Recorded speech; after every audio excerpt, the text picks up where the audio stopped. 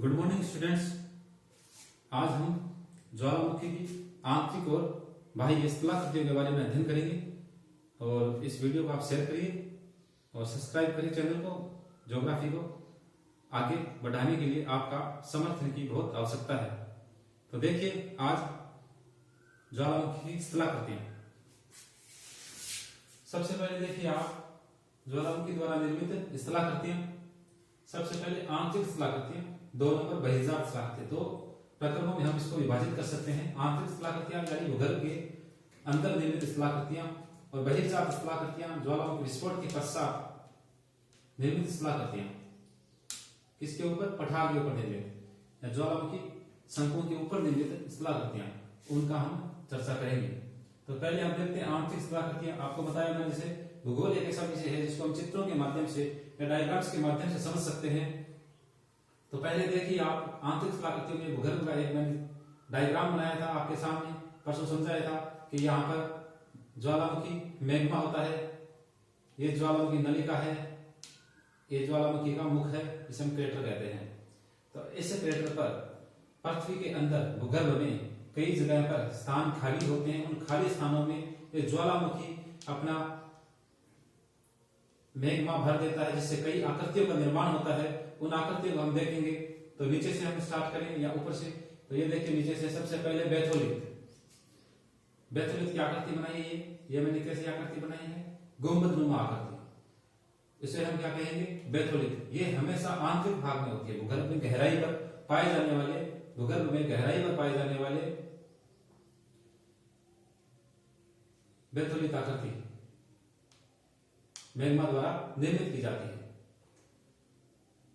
ये कौन सी आकृति आपको बताया मैंने? गुंबदनुमा आकृति। गुंबद देखा आपने? तो आंतरिक गहराई पर, मतलब अधिक गहराई पर, अत्यधिक गहराई पर पाई जाने वाली गुंबदनुमा आकृति बैथोलिथ कहलाती है। वहीं एक नंबर पे मैंने लिखा है लेकोलिथ। ये भी आकृति है गुंबदनुमाई, लेकिन ये क्या है? कम गहराई पर पाई जाने वाली गुंबदनुमा आकृति है। बीच में मैंने चित्र बनाया आपको। ये आकृति ज्वालामुखी मैग्मा द्वारा निर्मित है। इस आकृति को कहते हैं तस्तरी नुमा आकृति। तस्तरी देखिए आपने, उस रूप में आकृति निर्मित की जाती है, इसे हम कहते हैं लेपोलिथ। लेपोलिथ आकृति। तो आप याद करिए, कम गहराई पर लेपोलिथ, तस्तरी नुमा आकृति लेपोलिथ, अत्यधिक गहराई पर निर्मित गुंबदनुमा आकृति बैथोलिथ कहलाती है। इधर देखिए आप, ये आपके सामने ये दिया है डाइक। डाइक की आकृति जो है धरातल पर लंबवत रूप में शीट के रूप में जमाव डाइक आकृति कहलाती है। सेकंड नंबर सील, ये धरातल पर ये लंबवत हो गया, तो ये कैसे हो गया? क्षैतिज रूप में शीट के रूप में जमाव सील कहलाता है। फैकोलिथ, फैकोलिथ आकृति ये धरातल में अत्यधिक गहराई पर अवतल उत्तल रूप में निर्मित आकृति फैकोलिथ कहलाती है। तो ये आकृतियां थी आपकी आंतरिक स्थलाकृतियां, भूगर्भ के अंदर निर्मित स्थलाकृतियां हैं। Dike, sill, phacolith, laccolith, lopolith और बैथोलिथ। तत्पश्चात हम देखते हैं बहिर्जात स्थलाकृतियां। बहिर्जात स्थलाकृतियों का अभिप्राय हम लेंगे। मैग्मा जब कमजोर धरातली चट्टान से बाहर की ओर विस्फोटित होता है, विस्फोटित होने पर जो ये शंकु बनाए जाते हैं, इन शंकुओं पर निर्मित स्थलाकृतियां वही बहिर्जात स्थलाकृतियां कहलाएगी। तो शंकु निर्माण होते हैं इनके, ये आपको पता है। तो शंकु निर्माण में सबसे पहले कौन कौन से शंकु निर्माण होंगे बहिर्जात स्थलाकृतियों में? सिंडर शंकु। इसे पहले को हम क्या बोलेंगे? सिंडर शंकु। सिंडर शंकु की आकृति हमने किस प्रकार बनाई है? वही छोटे रूप में दिखा दिया मैंने आपको। यहाँ पर ये शंकु के रूप में आकृति होगी, परंतु ये यहाँ पर अवतलाकार होगी। यहाँ पर खंडनुमा अवतलाकार रूप के अंदर ये सिंडर शंकु का निर्माण होगा। सेकंड नंबर अम्लीय शंकु। अम्लीय शंकु में अवतलाकार आकृति बनेगी। अवतलाकार वो क्या थी? उत्तलाकार। उत्तलाकार यानी अंदर की ओर, अवतलाकार यानी बाहर की ओर, पूरा कंप्लीट। तो ये अवतलाकार आकृति निर्मित होगी। अम्लीय शंकु में अवतलाकार आकृति क्यों निर्मित होती है? इसलिए निर्मित होती है, इसके अंदर मैंने आपको बताया था सिलिका की मात्रा अत्यधिक होने के कारण ये गाढ़ा और चिपचिपा होता है, जिससे ये बाहर निकलने पर जमता जाता है और धीरे धीरे धीरे धीरे इन शंकुओं का ऊंचाई की ओर निर्माण बढ़ता जाता है। क्यों? क्योंकि ये जमता जाता है। तो ये शंकु पहाड़ों के रूप में अत्यधिक ऊंचाई तक निर्मित होते हैं, इन्हें अवतलाकार कहा जाता है। जैसे इसका नाम हमने रख दिया अम्लीय शंकु, अम्लों से निर्मित सिलेंडर शंकु, ये अवतलाकार रूप में होते हैं। तीसरा हमारे पास आता है क्षारीय शंकु। क्षारीय शंकु ये क्षारीय शंकु मैंने आपको बताया था। ये शंकु का निर्माण कैसे होता है? क्षारीय शंकु का निर्माण इस प्रकार होता है कि धरातल के अंदर जो मैग्मा निर्मित होता है उसमें सिलिका की मात्रा कम होने के कारण ये पतला होता है, जिससे ये विस्फोटित होने पर बह करके लंबा चला जाता है और एक कम ऊंचा और कम ढाल वाला शंकु का निर्माण करता है। तो यह होगा क्षारीय शंकु। 4 नंबर आपके पास में है मिश्रित शंकु। मिश्रित शंकु का अभिप्राय है कि जिन शंकुओं का हम निर्माण हो रहा है उन शंकुओं के निर्माण में एक शंकु के ऊपर अनेक शंकुओं का निर्माण हो जाना, तो तत्पश्चात अनेक अलग अलग शंकुओं का निर्माण होना अलग अलग पदार्थों द्वारा। तो ये अलग अलग पदार्थों द्वारा मिश्रित शंकु, अर्थात शंकु के ऊपर शंकु का निर्माण होना, ये मिश्रित शंकु होते हैं। एक बड़े शंकु के ऊपर छोटे छोटे शंकु का निर्माण हो जाता है, वह मिश्रित शंकु के रूप में कहलाते हैं। और तत्पश्चात आप देखिए 5 नंबर परपोषित शंकु।